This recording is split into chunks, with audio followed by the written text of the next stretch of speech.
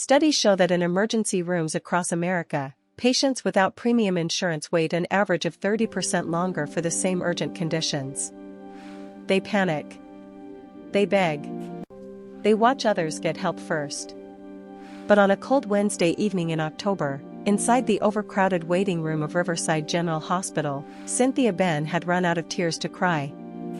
6 hours earlier, Cynthia Ben had been folding laundry in her tiny Riverside Heights apartment when Maya started crying differently.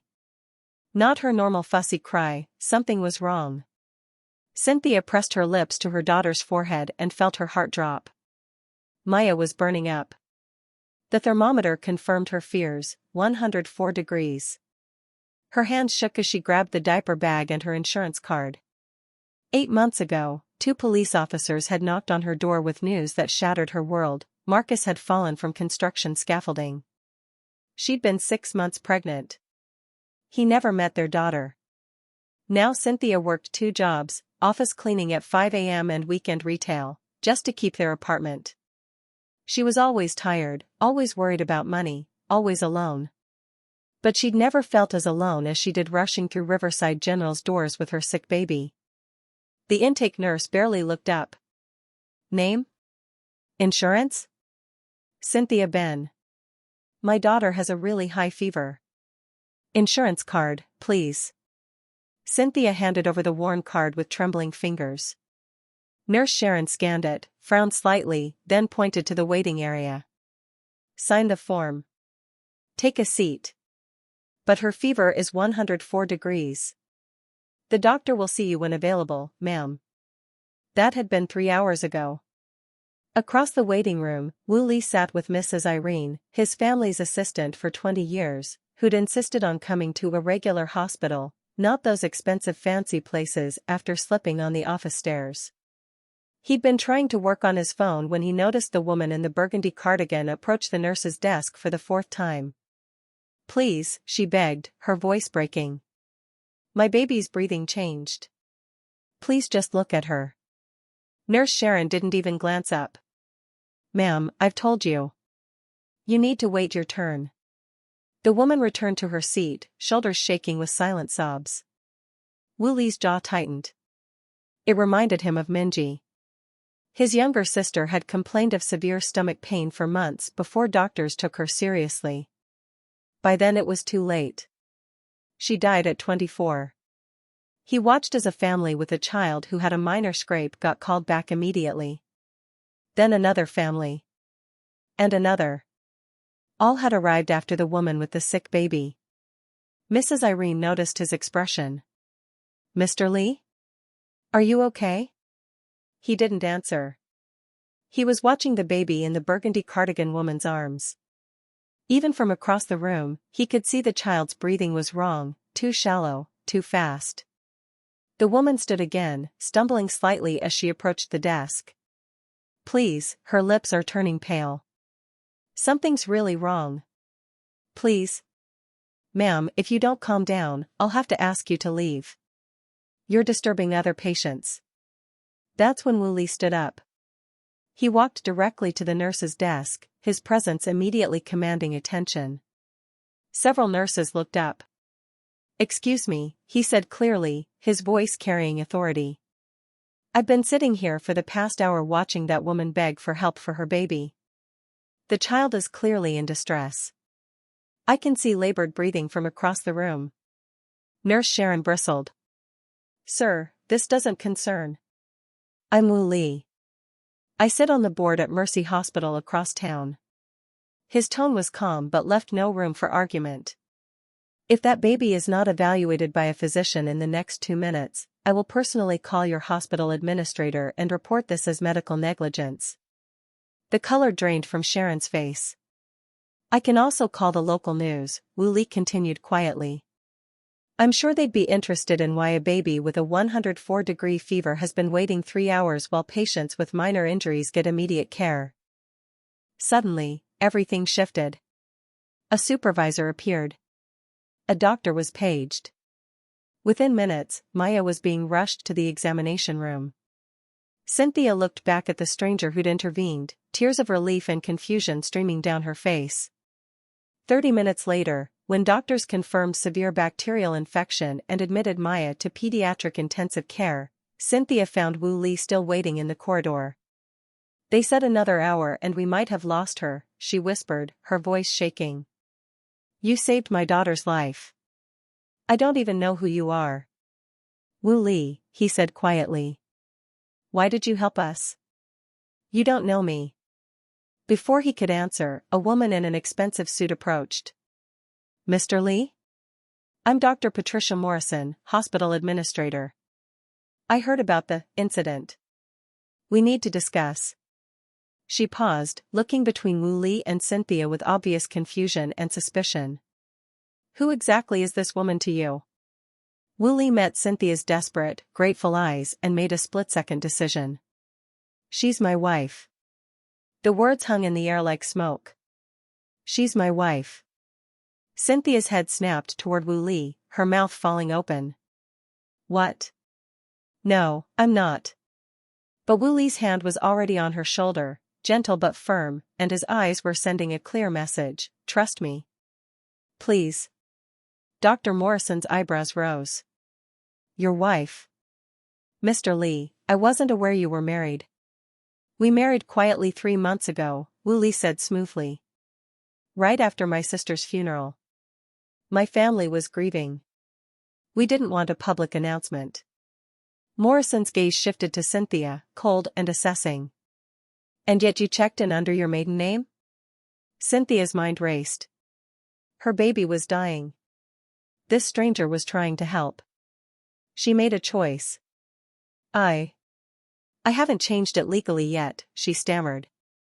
The paperwork takes time. Morrison's lips pressed into a thin line. I see. How convenient. She turned sharply. I'll make sure your daughter receives excellent care, Mrs. Li.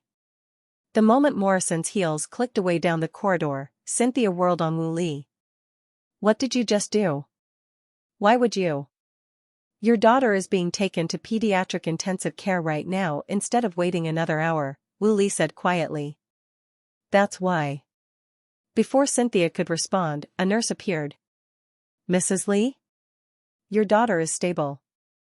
You can see her now. The next 30 minutes passed in a blur. Maya in a hospital bed, so small among the monitors and 4 lines. Dr. Hayes explaining the diagnosis, severe bacterial infection, spreading fast. Another hour without treatment and we might have lost her, the doctor said gently. Cynthia's legs nearly gave out. She gripped the bed rail, staring at Maya's chest rising and falling steadily now. After Dr. Hayes left, Cynthia turned to Wu Li, who stood quietly by the door. Why, she whispered. Why did you help us? Wu Li was silent for a long moment. My sister died 2 years ago. Minji. She was 24. Cynthia waited. She complained of stomach pain for months. Every doctor told her it was stress, anxiety. By the time someone found the tumor, it was too late. His voice was flat, but Cynthia heard the pain beneath. I had all the money in the world. And I couldn't save her. I'm so sorry, Cynthia breathed. But tonight, I could save your daughter. So I did. Cynthia touched her wedding ring. My husband died 8 months ago. Construction accident.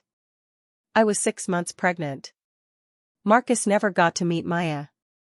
They stood in shared silence, 2 strangers bound by grief. Sharp heels clicked outside. Morrison entered, her smile cold. Mr. Li, I wasn't aware you frequented public hospitals. And married, no less. Her eyes raked over Cynthia. How did you two meet? Through mutual friends, Wu Li said calmly. Morrison's expression said she didn't believe a word. Well, I'll be checking in regularly. To ensure everything is proper. After she left, Cynthia grabbed Wu Li's arm. We lied to a hospital administrator. That's fraud. I could go to jail. You could have lost your daughter, Wu Li said quietly. I'd face worse than questions to prevent that. But what do we do now? We maintain the story until Maya recovers. Then we quietly separate. This is insane. Mrs. Irene appeared, looking utterly confused. Mr. Lee, did you just tell that woman she's your wife? She spoke rapid Korean to herself, then shook her head. Good lie. Baby needed help. Mrs. Irene poked Woo Lee's chest. You better not break that girl's heart. Then she launched into a stern Korean lecture. Despite everything, Cynthia laughed, a slightly hysterical sound. Mrs. Irene turned to her, expression softening. Your baby is beautiful. You are good mama. This one, she pointed at Woo Lee, stupid plan, but good heart. Cynthia looked at Maya, alive because the stranger had intervened. Just until Maya is healthy, she said finally. Then we figure out how to end this. Woo Lee nodded. Agreed. As Mrs. Irene left, Woo Lee paused. Thank you for trusting me. Even though you have no reason to. Cynthia looked at her daughter. You gave me a reason. 3 days later, Dr. Hay signed Maya's discharge papers with a warm smile. She's responding beautifully to the antibiotics. Just make sure she finishes the full course and comes back for her follow-up next week. Outside the hospital, Woo Lee handed Cynthia an envelope. This should cover your lost wages for the next 2 weeks while Maya recovers. Cynthia stared at the envelope like it might bite her. I can't accept this. You can't work 2 jobs and care for a sick infant. I don't need charity, Mr. Lee.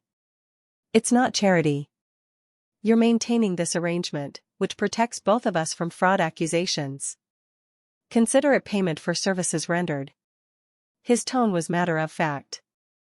Besides, if Morrison checks on you and finds you exhausted from working, it'll raise questions about why your husband isn't helping. Cynthia hated that he was right. Fine. But I'm paying you back when this is over. If you insist. Over the next week, Woo Lee visited 3 times, enough to maintain appearances without disrupting his work schedule. Each time, Mrs. Irene sent enough food to last days. You are too skinny, Mrs. Irene announced on the second visit, unpacking containers. Baby needs strong mama.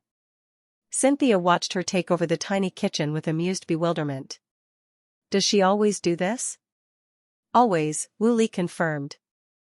I stopped fighting it 20 years ago. The cultural exchange worked both ways.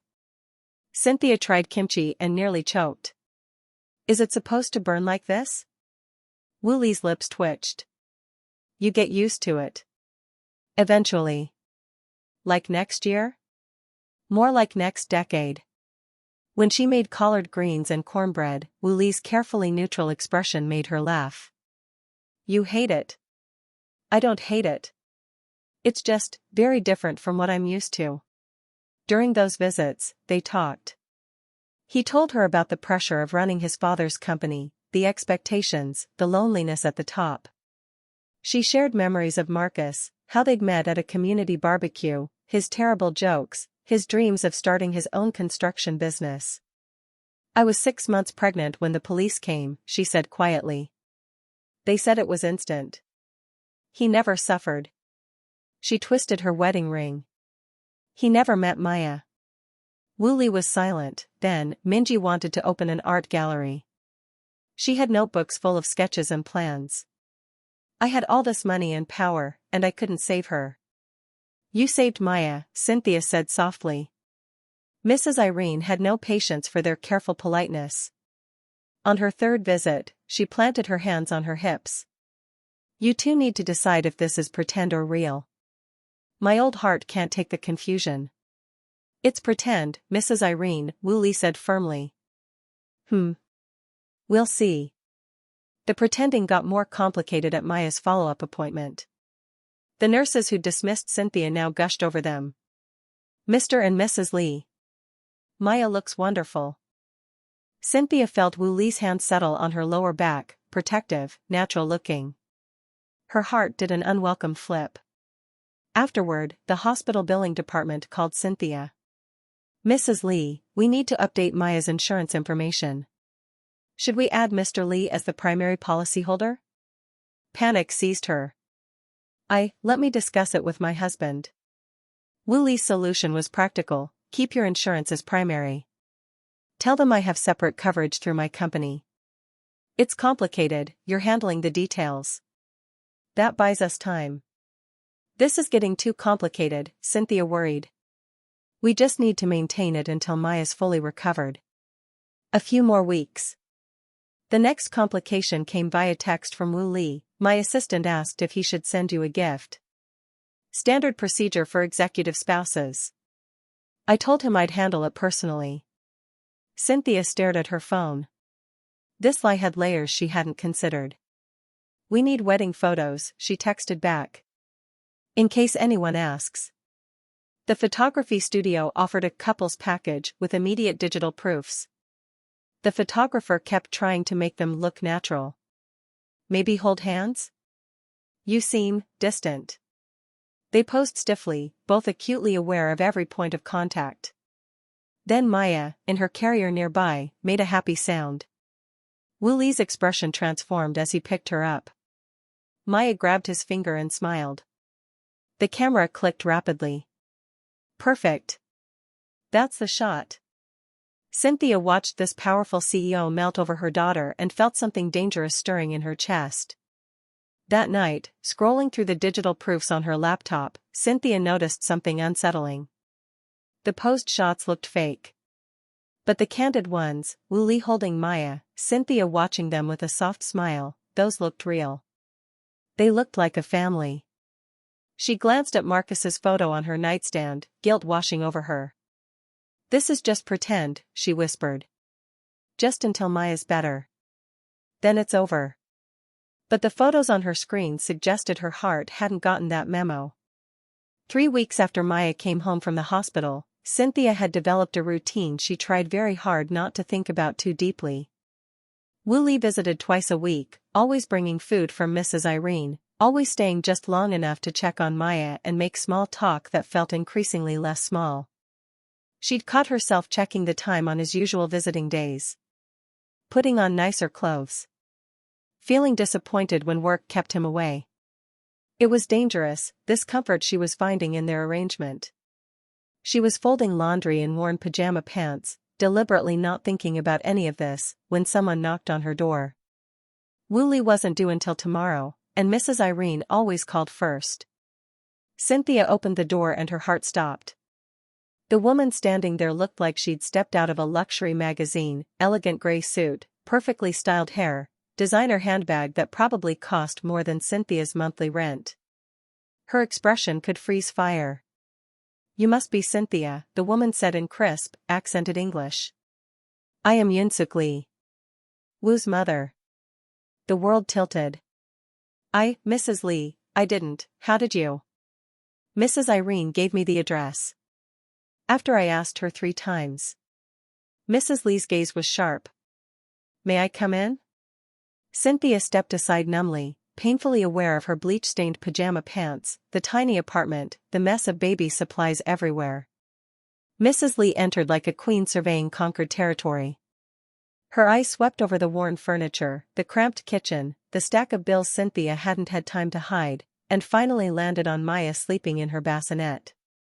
She stared at the baby for a long moment, her expression unreadable. So, she said quietly. This is why my son married a stranger. The words hit like a slap. Cynthia's hands clenched. Would you like some tea, Mrs. Lee? That would be acceptable. Cynthia's hands shook as she filled the kettle. Mrs. Lee perched on the edge of the couch like she was afraid the cushions might contaminate her expensive suit. My son did not tell me he was married, Mrs. Lee said. I learned from Mrs. Kim, whose husband sits on the hospital board. She mentioned seeing Wu at Riverside General, claiming a woman as his wife. Her tone could cut steel. Imagine my surprise. It was very sudden, Cynthia managed, trying to remember the story. We wanted to keep it private during your family's grieving period. How did you meet my son? Through mutual acquaintances. About 6 months ago. And you married 3 months ago? While we mourned Minji? Mrs. Lee's eyes narrowed. My son, who tells me everything, said nothing about dating anyone. Nothing about a woman with a baby. Nothing about a wedding. She leaned forward slightly. So I ask myself, what kind of woman traps a wealthy man with a child that is not his? Before Cynthia couldn't respond, her throat was too tight with anger and shame. The apartment door flew open. Woolley stood there, slightly out of breath, still in his business suit. Mrs. Irene called me, he said, answering Cynthia's unspoken question. Then he turned to his mother. Mother. Wooa. Mrs. Lee switched to Korean, her tone sharp. Woolley responded in Korean, his voice firm. The conversation grew heated. Cynthia couldn't understand the words, but she understood everything from their tones. Accusation. Defense. Frustration. Finally, Mrs. Lee held up a hand. English. It is disrespectful to exclude your wife. She turned to Cynthia, and her expression was colder than before. My son says he loves you. That you married quietly out of respect for our grief. That this baby, she gestured to Maya, is now his daughter. The skepticism was cutting. Forgive me if I find this difficult to believe. Woolley stepped forward, positioning himself slightly between Cynthia and his mother. I know this is sudden. But I love her. Maya is my daughter now. This is my choice, and I'm asking you to respect it. The lie came out with such fierce conviction that Cynthia's breath caught. He almost sounded like he meant it. Mrs. Lee studied her son's face for a long moment. Then she looked at Cynthia, really looked, taking in her worn clothes, her tired eyes, the careful way she held herself. What happened to her father? Mrs. Lee asked quietly. Cynthia swallowed hard. He died. Construction accident. 8 months ago. I was 6 months pregnant. Something flickered in Mrs. Lee's expression. Not warmth, exactly. But perhaps, less ice. Maya chose that moment to wake with a small cry. Cynthia moved toward her, but Mrs. Lee raised a hand. May I see her? Surprised, Cynthia stepped back. Mrs. Lee approached the bassinet slowly, looking down at Maya with an expression Cynthia couldn't read. Maya blinked up at her, then smiled, that gummy, open baby smile that made everyone melt. She has a sweet face, Mrs. Lee said softly. Then, more carefully, may I hold her? Of course. Mrs. Lee lifted Maya with practiced ease, and the baby immediately reached for her pearl necklace, gurgling happily. She is very friendly, Mrs. Lee observed, and the tiniest hint of warmth entered her voice. She's a happy baby, Cynthia said quietly. Despite everything. Then Maya spit up. Directly onto Mrs. Lee's expensive designer blouse. Horror flooded through Cynthia. Oh my God, I am so sorry. But Mrs. Lee was smiling.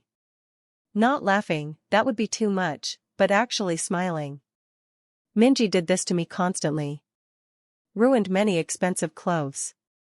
She wiped Maya's mouth gently with a tissue. I had forgotten. The apartment door opened again, Mrs. Irene, arms full of grocery bags, taking in the scene with knowing eyes. She said something in rapid Korean to Mrs. Lee. Mrs. Lee responded sharply. Mrs. Irene fired back, hands on hips. Woolley translated quietly for Cynthia. Mrs. Irene is telling my mother to stop being suspicious and trust that I know what I'm doing. Mrs. Irene switched to English, pointing at Cynthia. This one works hard. Raises baby alone. Respects elders. Keeps clean home even when tired. What more you want from daughter-in-law? Mrs. Lee and Mrs. Irene stared at each other, decades of friendship in that look. Finally, Mrs. Lee handed Maya back to Cynthia. Her expression was still reserved, but the Arctic chill had thawed to merely cold. My son needs someone strong, she said carefully. I will watch to see if you are strong enough. She paused. But perhaps you are not what I expected. That is, not necessarily bad. After she left, Cynthia sank onto the couch, trembling. I can't do this. Your mother thinks I trapped you. She thinks I'm using you for money. This is too much. I'm sorry, Wu Li said quietly. I should have warned you she might come. She's traditional, protective. But she'll come around once she sees. Once she sees what? Cynthia's voice cracked. We're lying to her, Wu Li. Your mother. We're lying to your family. I know. He looked at Maya in her arms, then at Cynthia's face, and something in his expression made her heart stumble. Is it entirely a lie anymore? The question hung in the air between them, dangerous and electric. Cynthia stood abruptly, clutching Maya. Maya needs to eat. She retreated to the bedroom and closed the door, leaving Wu Li standing in her tiny living room, staring after her with an expression that looked far too much like longing. The days after Wu Li's question, is it entirely a lie anymore? Were awkward. He gave her space, limiting his visits to quick check-ins on Maya's health. Cynthia told herself she was relieved. She told herself the hollow feeling in her chest was just exhaustion. She threw herself back into work. For weeks after Maya's hospital stay, Cynthia returned to her morning cleaning shift. The 2 weeks Wu Li had covered were up, and she'd insisted she was ready. Maya was healthy now. Mrs. Irene had offered to watch her during Cynthia's shifts, an offer Cynthia had initially refused before Mrs. Irene simply showed up at 4:30 a.m. and announced, I'm here. Go to work. We'll be fine. The moment Cynthia walked into the break room at Riverside Cleaning Services, the whispers started. That's her. The one who married the CEO. Someone posted a picture on Facebook. They were at the hospital together. Must be nice, landing a rich husband while the rest of us are scrubbing toilets. Cynthia changed into her work uniform, keeping her head down. Most coworkers kept their distance, some envious, some suspicious, all curious. Except Janelle. Janelle Martinez was in her 40s, a single mom of 3 who'd worked there for a decade. She plopped down next to Cynthia during lunch with a grin. Girl, I need to know how you did it. Is there a secret rich husband store? Because I need directions. Despite everything, Cynthia laughed. It's complicated. Complicated how? Cynthia glanced around the break room, then lowered her voice. She told Janelle everything, the emergency, Maya almost dying, Wu Li's intervention, the lie they were maintaining. Janelle's eyes widened. That's the craziest thing I've ever heard. She paused. But that man saved your baby's life. That counts for something. It was at Riverside General. They made us wait for hours. Riverside General? Janelle's expression darkened. My son Jaden has asthma. Last year, he had a bad attack. We waited 5 hours in that ER while they kept calling other families first. By the time they helped us, he was turning blue. Something clicked in Cynthia's mind. It wasn't just me? Girl, no. I know at least 3 other mothers with stories like that. That evening, Wu Li texted, Can I pick you up after work? We should talk. Keep up appearances. Cynthia agreed, knowing their arrangement required visibility. When his car pulled up, her coworkers practically pressed their faces against the window watching him open her door. He even opens her car door, someone whispered loudly. In the car, Wu Li was quiet for a moment. I've been thinking about what happened at the hospital. Not just to Maya, the whole system. I want to investigate formally. He glanced at her. Will you help me? How? Talk to other families. Document patterns. Build a real case we can present to the hospital board. Cynthia's stomach twisted. I'm nobody. Why would people trust me with their stories? Wu Li pulled into a parking lot and turned to face her. You're not nobody. You fought for Maya when the system said no. You didn't give up even when they ignored you for hours. Other families need that strength, Cynthia. They need someone who understands. Over the next 2 weeks, Janelle quietly reached out to mothers she knew from church, from her kids' school, from the neighborhood. Women who'd had similar experiences but never thought anyone would listen. They gathered at Janelle's apartment on a Tuesday evening. 5 mothers around a kitchen table, each carrying stories that made Cynthia's chest ache with shared pain. Teresa, a black mother in her 30s, my son broke his arm falling off his bike. 5 hours we waited. They kept saying he was exaggerating. Meanwhile, another kid with a sprained ankle got seen in 20 minutes. Rosa, a Latina mother, they told me my daughter's stomach pain was just drama. Turned out to be appendicitis. It almost ruptured before they believed me. Lynn, an Asian mother who spoke perfect English, they said they couldn't understand my accent and I needed to wait for a translator. I teach English at the high school. They just didn't want to help. Each story built on the last, revealing an undeniable pattern. We need to tell someone, Cynthia said, surprised by the strength in her own voice. This has to stop. Who's going to listen to us? Teresa asked bitterly. We're just complaining mothers. Cynthia took a breath. I need to be honest with you all. Wooly isn't really my husband. We're pretending because of what happened that night. But he's serious about investigating the hospital. He has connections to the board. He can make them listen, but he needs our voices, not just his power. The mothers looked at each other. Then Rosa said quietly, if there's a chance to stop this from happening to someone else's child, I'll do it. The others nodded. They spent the next week documenting everything. Wooly taught Cynthia about board procedures, how to present evidence, structure testimony, anticipate questions. In return, Cynthia taught him about experiences he'd never had. When you walk into a hospital in a suit, they call you sir and offer you coffee, she explained. When I walk in, they ask for my insurance before they ask what's wrong. He was quiet for a long moment. I never saw it that way. That's why you need our voices. The data matters, but the stories are what make it real. After Cynthia met Wooly's mother, Mrs. Irene decided immediate action was required. You need to learn Korean, she announced, arriving with textbooks.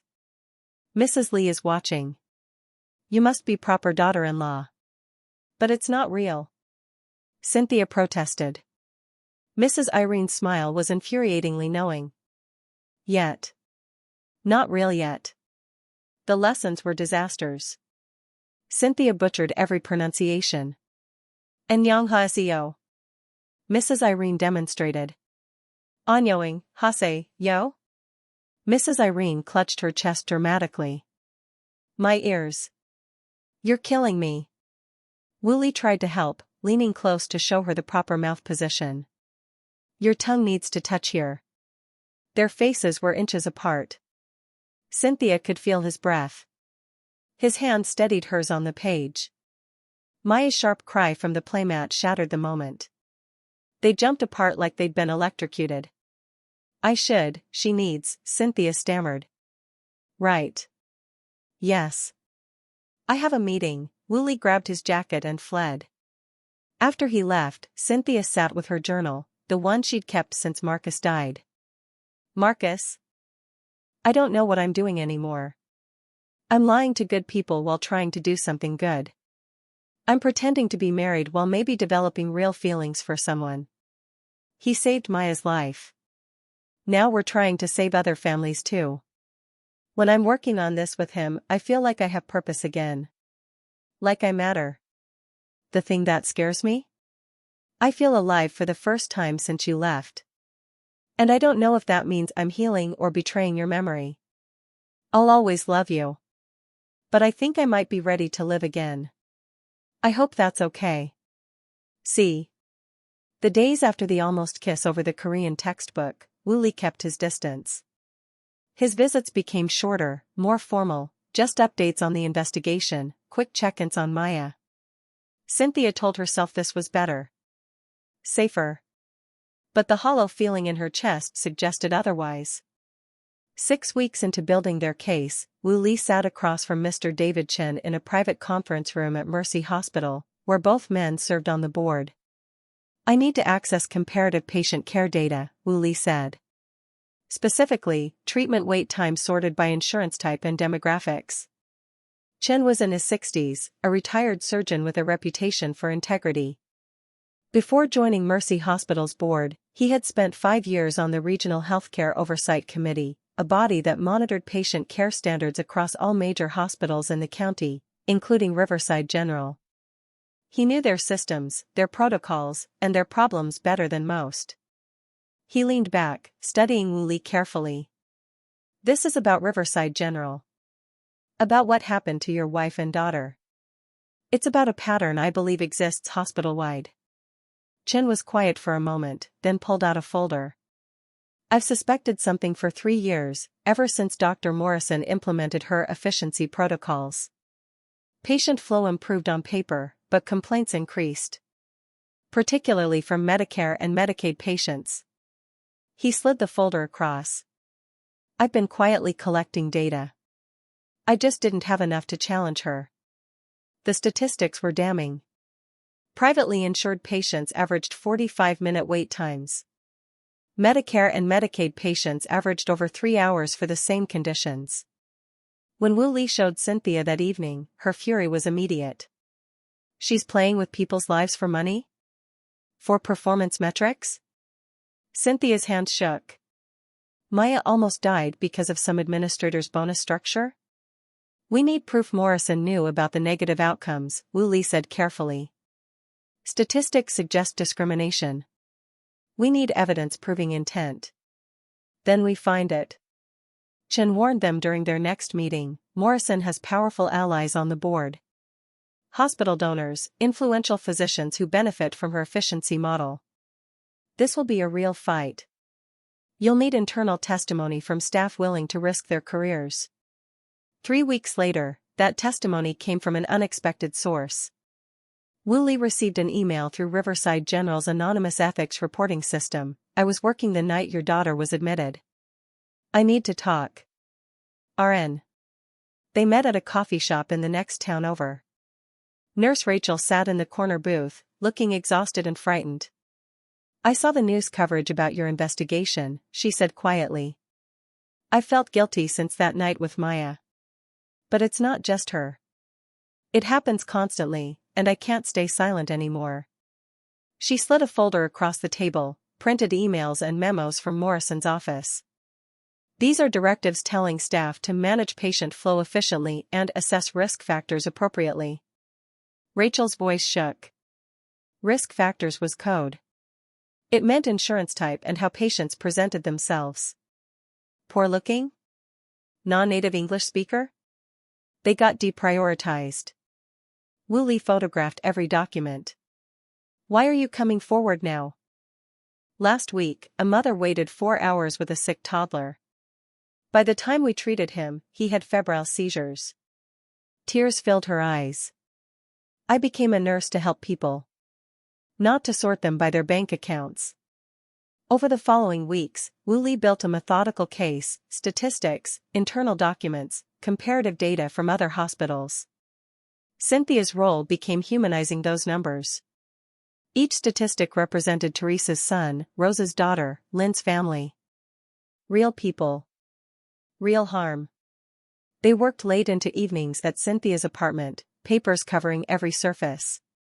"The board needs both," Woolley said, reviewing testimony drafts. "Data proves the pattern. Stories prove the human cost." Cynthia looked up from her notes. "Presenting this will expose our arrangement to intense scrutiny. Morrison will dig into everything about us. Are you ready for that?" Woolley met her eyes steadily. "Are you?" Cynthia thought of Maya's blue lips, the endless waiting, being invisible. "Maya almost died because I stayed quiet. I'm done being invisible." One morning, Mrs. Irene arrived at 5 a.m. to find them asleep on the couch, papers scattered everywhere, still dressed from the previous day. She'd taken to arriving at dawn each morning, letting herself in with the spare key Cynthia had given her, to watch Maya while they worked late into the evenings. She covered them with a blanket and muttered in Korean, "Definitely not fake anymore. Stubborn children don't even know what they are." The investigation complicated their facade in other ways. Mrs. Lee called, insisting on hosting a formal dinner to properly welcome Cynthia to the family. "There are so many rules," Cynthia said near tears as Woolley tried to teach her etiquette. Use two hands when receiving things? Bow at specific angles? There are rules for accepting a teacup?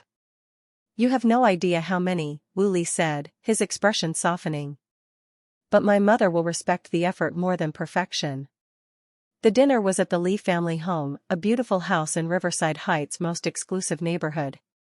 Cynthia wore a simple navy dress, her hands shaking as she greeted Wu Li's parents with the bow he'd taught her.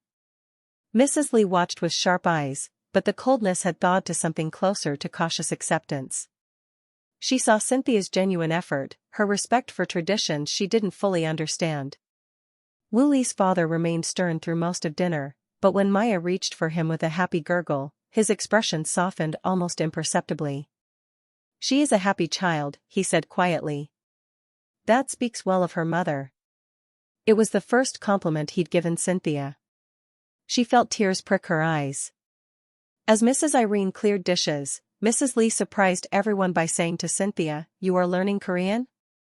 "Trying to," Cynthia admitted. "I'm terrible at it." "That is what practice is for." Mrs. Li's lips almost curved into a smile. "You will come for tea next week. We will practice together." In Wu Li's car afterward, Cynthia was quiet for a long time. "Your family is starting to accept me," she finally said. "What happens when they find out the truth?" Wu Li's hands tightened on the steering wheel. He pulled over into an empty parking lot, turning to face her in the darkness. "What if we didn't let them find out?" His voice was low, intense. "What if we made it real?" Cynthia's breath caught. "Wu Li. I didn't plan this," he said, words coming faster now, like he'd been holding them back for weeks. "I didn't plan to care this much. But I love Maya like she's my own daughter. And I..." He took a shaky breath. "I have feelings for you, Cynthia. Real feelings. This stopped being pretend for me weeks ago." The confession hung between them, terrifying and electric. "I can't," Cynthia whispered, tears starting. "Marcus has only been gone 9 months. It's too soon. This is all too much, too fast." Understanding and disappointment crossed Wu Li's face. "I'm sorry. I shouldn't have, let's just focus on the hospital case." "Forget I said anything." "Wu Li, I didn't mean." "It's okay. Really." His voice was gentle despite the hurt in his eyes. "I'll wait. However long you need. Or not at all, if that's what you decide." He drove her home in silence that felt both awkward and tender. Inside her apartment, Cynthia collapsed on the couch, crying. Grief for Marcus, still so fresh, still so raw. Confusion about her feelings for Wu Li. Guilt that part of her wanted to say yes, wanted to make it real, wanted to stop pretending. She didn't know what scared her more, that Wu Li had feelings for her, or that she was falling for him too. 2 weeks after Wu Li's confession, things between them remained carefully polite. Professional. Safe. They worked on the hospital case, talked about Maya, avoided anything deeper. The tension was exhausting. Then Wu Li's assistant sent the invitation, the annual Li Holdings charity gala. A major event. Very public. "You don't have to come," Wu Li said when he brought it up. "I can make an excuse." "People will talk if your wife doesn't attend," Cynthia interrupted. "We need to maintain appearances. Especially with Morrison watching." "Cynthia, this is high society. Business leaders, politicians, donors." "It's not. Not my world?" She raised an eyebrow. "I know." Wu Li's expression softened. "I was going to say it's not important. But if we're going, I need you to know something." He met her eyes directly. "You could never embarrass me. You're the strongest person I know." The gown Wu Li arranged was beautiful, deep emerald green, elegant but not ostentatious. Cynthia stared at the price tag and felt sick. "I can't accept this. It costs more than my monthly rent." "It's for appearances," Wu Li said gently. "Consider it a work expense for our arrangement." Mrs. Irene arrived 3 hours before the event with a makeup kit that could stock a salon. Sit. We make you beautiful. Mrs. Irene, I don't know if I can do this. These aren't my people. Mrs. Irene turned Cynthia's face toward the mirror. You are beautiful. You are strong. You belong anywhere you choose to be. Now stop talking and let me work. When Cynthia emerged from her bedroom, Wu Li went completely still. She was herself, no dramatic transformation, just Cynthia in a beautiful dress with her natural hair styled elegantly. You look. He seemed to forget how to finish sentences. I mean, you're, wow. Mrs. Irene smirked. Close your mouth. You look like fish. The gala was at the Riverside Grand Hotel's ballroom, crystal chandeliers, orchestra, people in clothes that cost more than cars. Cynthia's hand tightened on Wu Li's arm as they entered. Heads turned. Whispers started immediately. Mrs. Li appeared, elegant in a silver gown. She looked at Cynthia with careful assessment, then made a choice. This is my son's wife, Cynthia, she told the cluster of Korean businesswomen nearby. Not warm, but present. It was something. Still, the evening was full of subtle cruelties. How exotic you look, one woman gushed. Where are you really from? Asked another, despite Cynthia saying she was from Riverside Heights. You must be so grateful for this opportunity, a man said, his smile patronizing.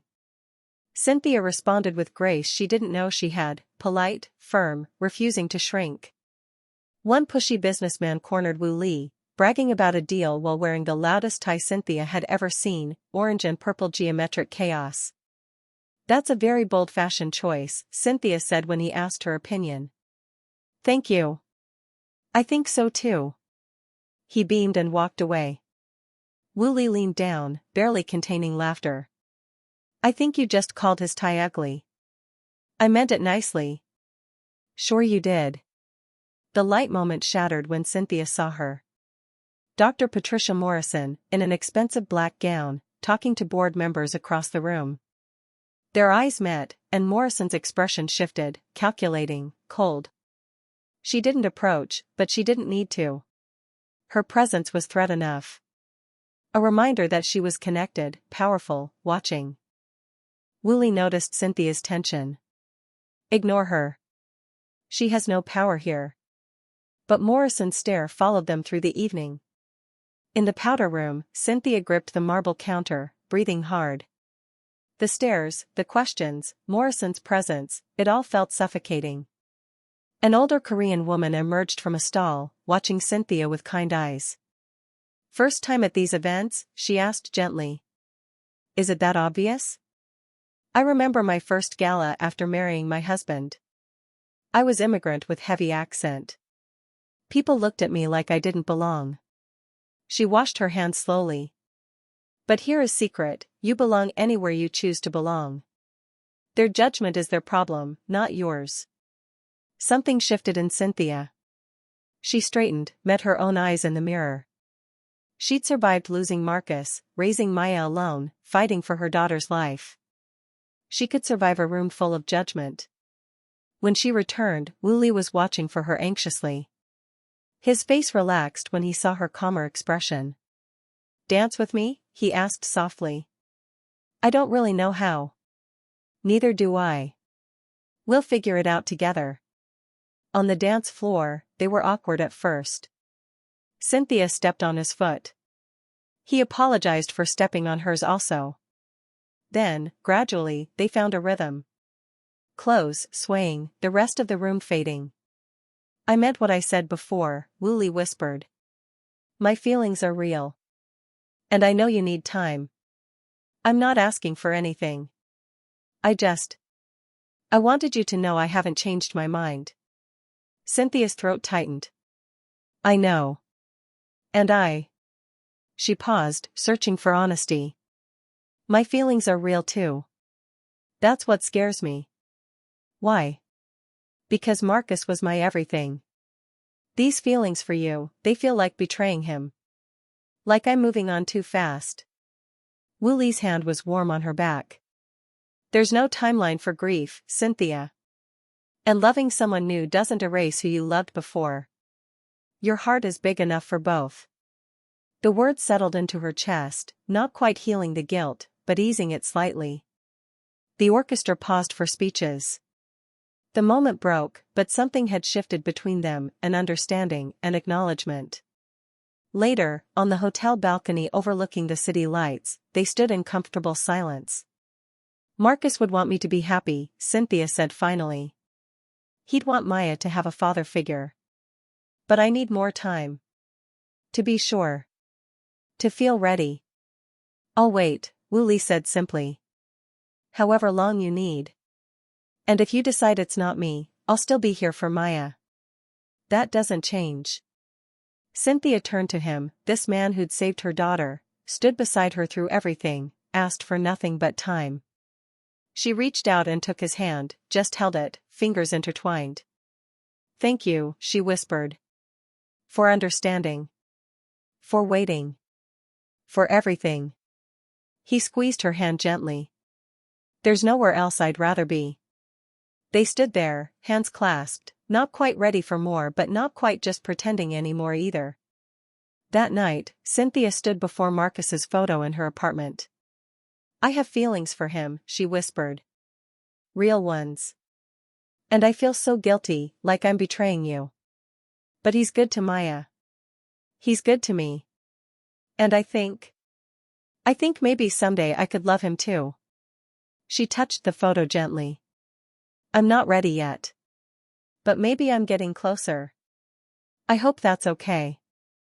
I hope you understand. The photo smiled back at her, frozen in time, and Cynthia felt something shift, not permission exactly, but perhaps the beginning of it. In the 3 weeks since the gala, something had shifted between Cynthia and Woolley. Not dramatically, they still maintained careful boundaries, still slept in separate homes, still called their arrangement temporary. But there were small changes. His hand finding hers when Maya fussed. Her leaning into his shoulder when exhaustion hit. Moments of closeness that felt less like pretending and more like something real.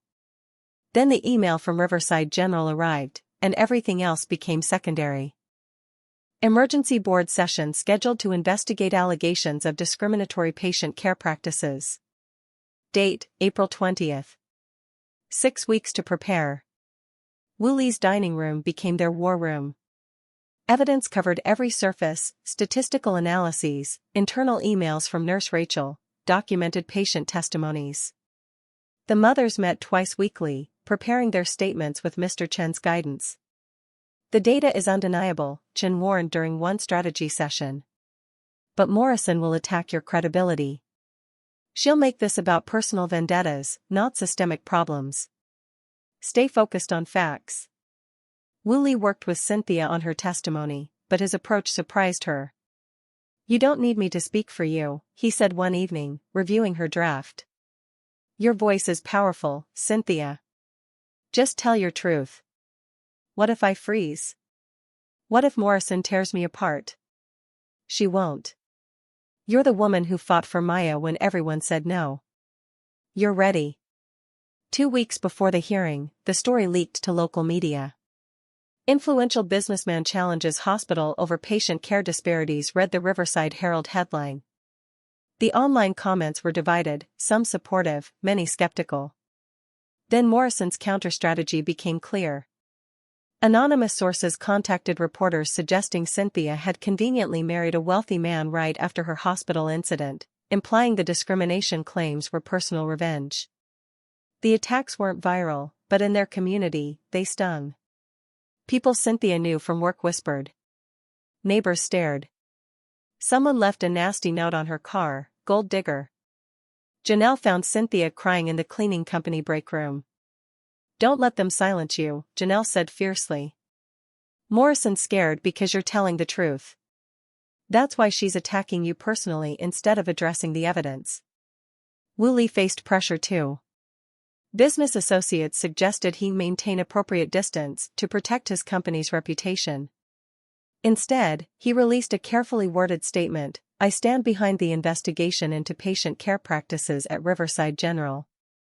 The families bringing these concerns forward deserve to be heard, and the evidence deserves serious consideration. The real surprise came from Mrs. Lee. At her weekly tea gathering with other Korean community mothers, when whispers about Cynthia started, Mrs. Lee's voice cut through the gossip. "That is my granddaughter's mother," she said clearly. "She is family. I will thank you not to spread rumors about my family." The whispers stopped. Later that week, Mrs. Lee called. "Cynthia? Tomorrow afternoon, you come to my house. Mrs. Irene and I are cooking. You should join us." "Mrs. Lee, I don't want to intrude." "Not intruding. I am inviting. Mrs. Irene will pick you up at 2 o'clock. The next day, Cynthia found herself in Mrs. Lee's pristine kitchen with both older women and an alarming amount of ingredients. "Stress cooking is best cooking," Mrs. Irene announced. "Busy hands, quiet mind. I don't know how to make Korean food." "Then you teach us something," Mrs. Lee said, her tone softer than usual. "What did your husband enjoy eating?" Cynthia's throat tightened. "Marcus loved my grandmother's cornbread recipe. I haven't made it since he died." Mrs. Lee handed her a mixing bowl. "Then today, we make it together. You teach us about your family. We teach you about ours." As Cynthia measured cornmeal with shaking hands, Mrs. Lee shared stories of Woo Lee as a child, his stubbornness, his fierce protectiveness of Minji, his habit of taking the world's problems onto his shoulders. "He tries to save everyone," Mrs. Lee said quietly, rolling dough for mandu. "Because he could not save his sister. This is hard for a mother to watch." "He saved Maya," Cynthia said softly. "He gave me hope when I had none left." Mrs. Lee paused in her work, looking at Cynthia directly.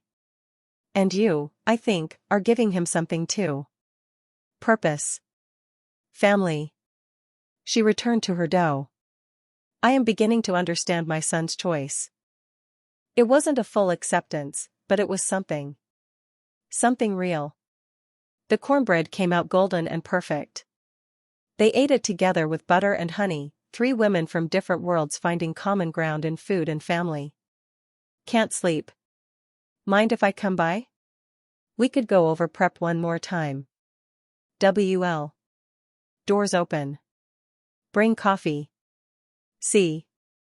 20 minutes later, Woo Lee arrived with 2 coffees and an apologetic smile.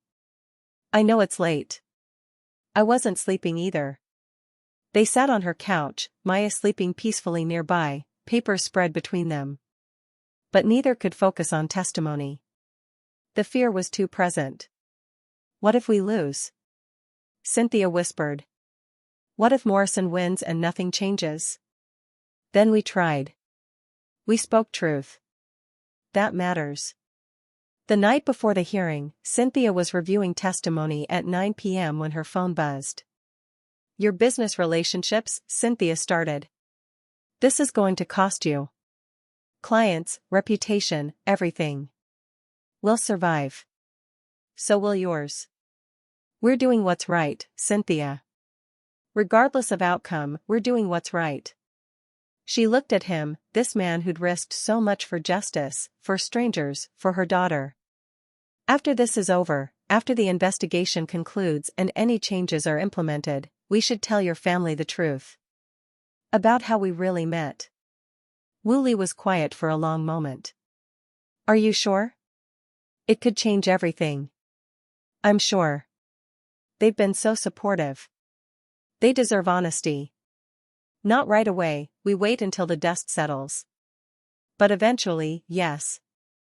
The truth about the lie," Woo Lee said slowly. "It's going to hurt them. I know.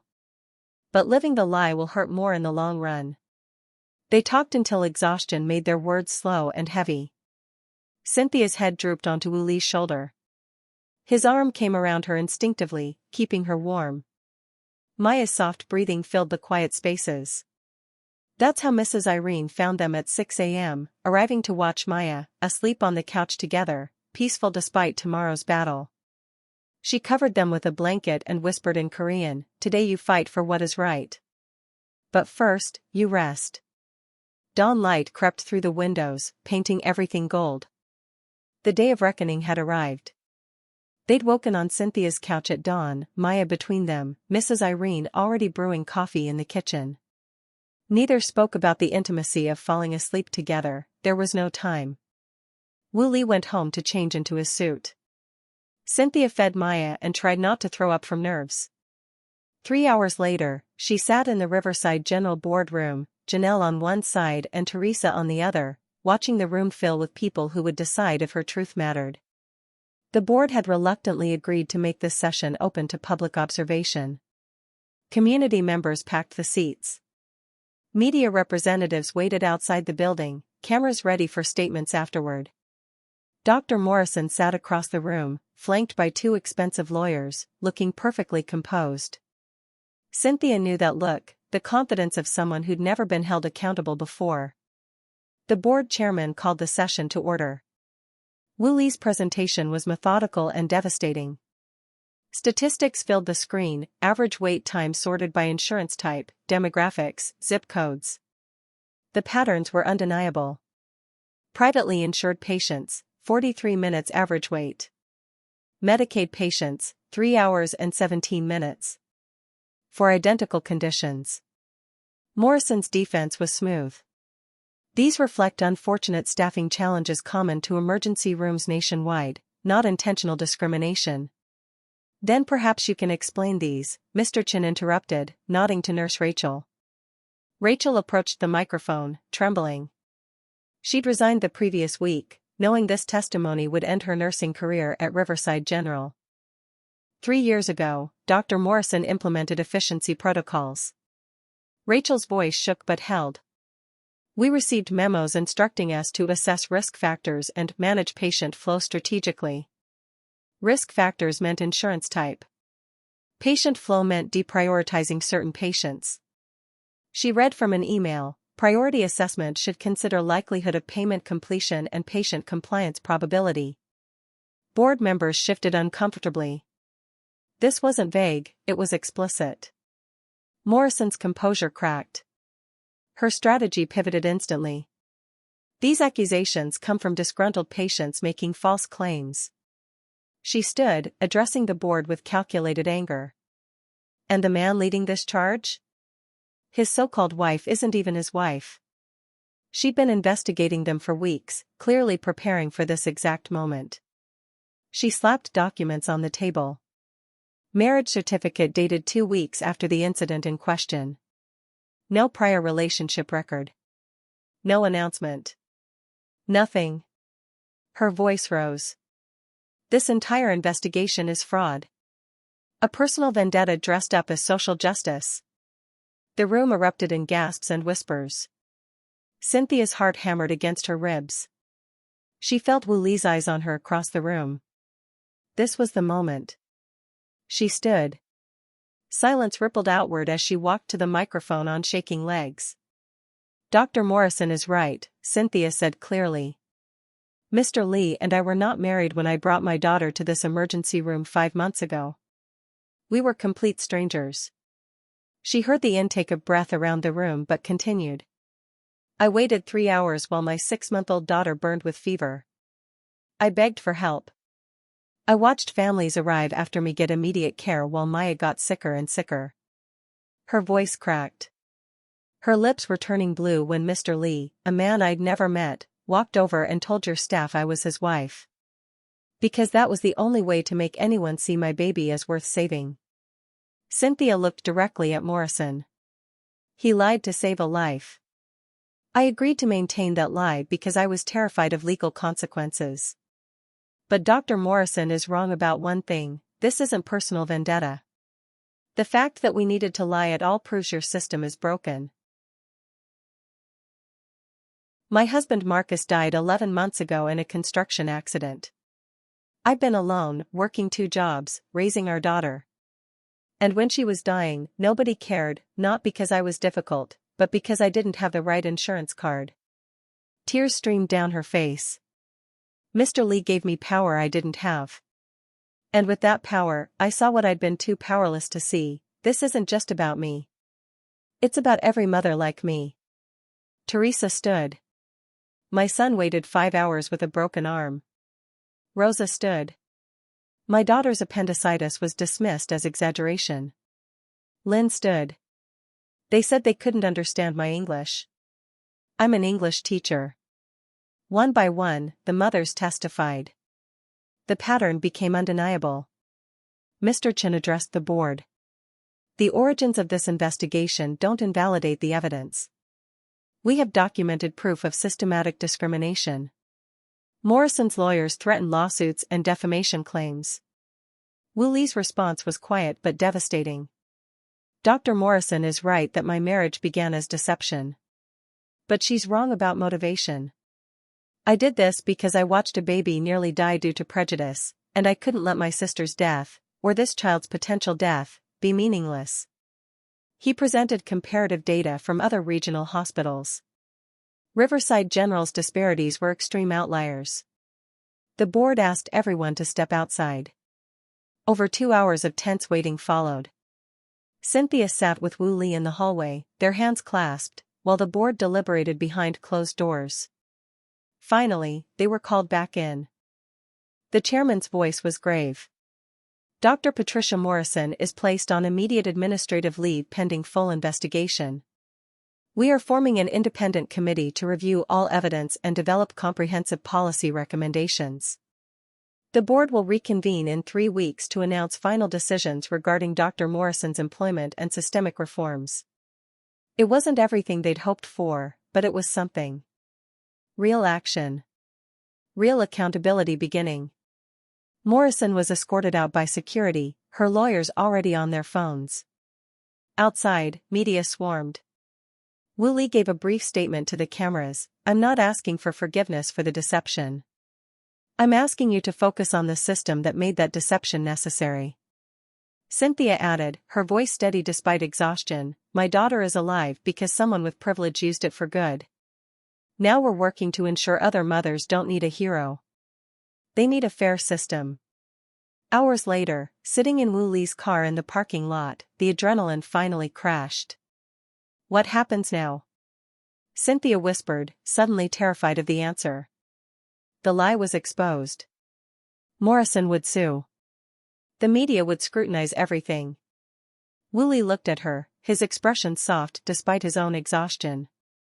Now we deal with the consequences. Together. The word settled between them, not fake husband and pretend wife, but partners who'd chosen to stand together when it mattered most. The week after the hearing felt like standing in a hurricane. Media coverage was relentless. Some called them heroes, brave advocates exposing systemic injustice. Others called them liars who'd manipulated the system. Legal experts debated whether their deception constituted fraud. The consensus eventually settled, no financial gain, no crime. But public opinion remained divided. Wu Li lost 3 major contracts. Business associates who'd congratulated him at the gala now avoided his calls. At a tense board meeting, one partner suggested he step back from controversial causes. Wu Li's response was quiet but firm. If supporting healthcare justice costs me clients, they weren't the right clients. He lost 2 more accounts. He gained respect from others who valued integrity over profit. Mrs. Li surprised everyone with a public statement, my son did what was right. This is how we raised him.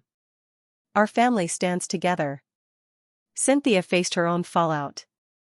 Riverside Cleaning Services received complaints from clients who didn't want that controversial woman in their offices. Her supervisor called her in, apologetic but firm. I'm sorry, Cynthia. Corporate says we have to let you go. Janelle hugged her in the parking lot. You outgrew that place anyway, girl. But bigger purpose didn't pay rent. Bills mounted. Maya needed everything. Cynthia's savings evaporated. Wu Li found her stress crying over her checkbook. Let me help, he said gently. Not as charity.